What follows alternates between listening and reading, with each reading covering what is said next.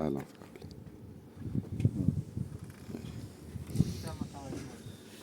بیرون نیست. برو یواش برو.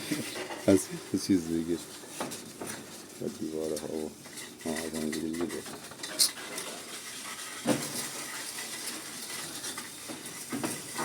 کاملا دیگه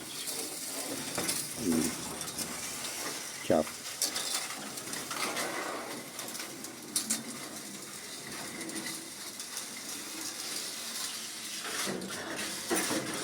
آب پمپ روشن کن. سال پمپ روشنه؟ اتومات روشنونده. باشه برو روشنش کن. برو روشنش کن. الان روشنه؟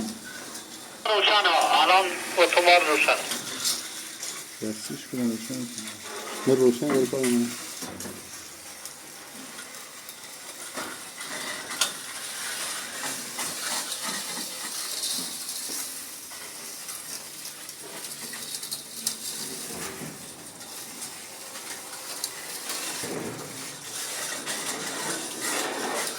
نه آبی نیست.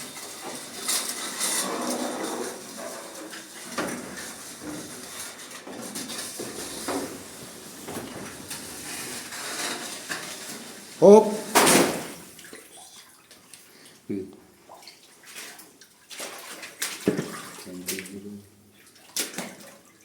سال پمپ خاموشه. بذارین رو حالت دستی روشنش کنید فعلا.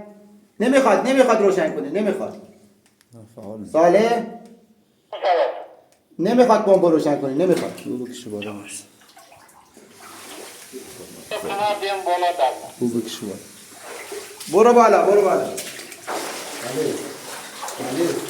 این دیگه هر خاصی کنم چیز بشه.